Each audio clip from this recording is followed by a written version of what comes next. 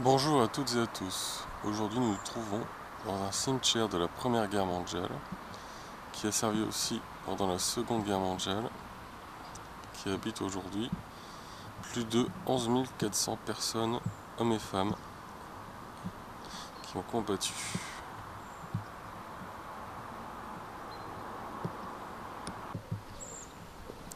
En descendant les marches,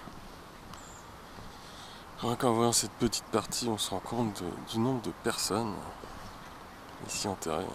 Impressionnant, le nombre de tombes. On peut voir.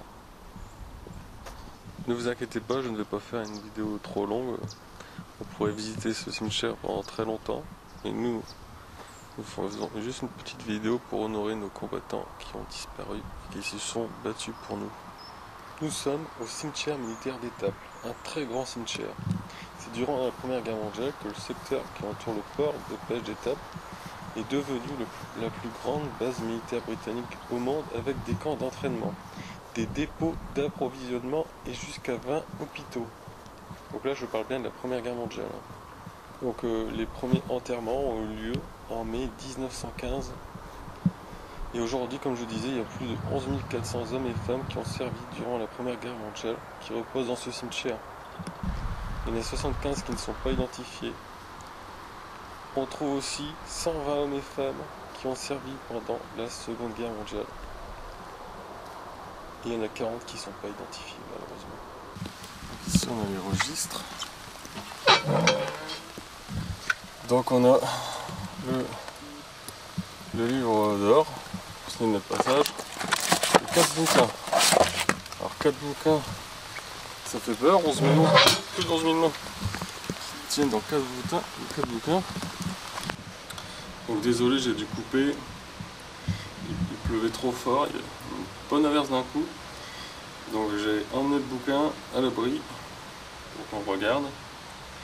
Donc comme je disais, 11 400 noms dans 4 livres, ça fait peur moi je trouve.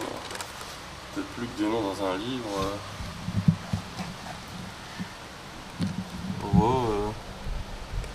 C'était des jeunes, hein. Voilà, 43 ans, 30 ans, 28 ans, 24, 23, bon, 31.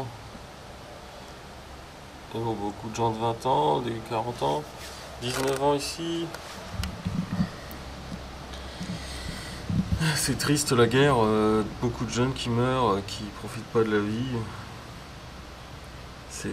Faut penser que la guerre c'est pas un jeu, c'est quelque chose de grave, et qu'il faut plus que ça recommence quoi. Ces jeunes se sont sacrifiés parce qu'ils n'avaient pas le choix pour protéger leur famille, leur patrie. Et ils ont sacrifié leur vie.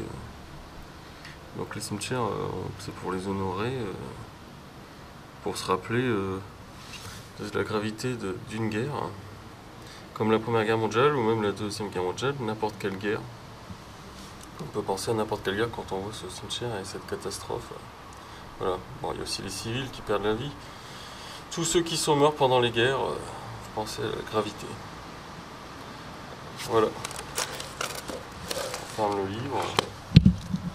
C'est sur cette page que je vous dis à très bientôt pour une nouvelle vidéo.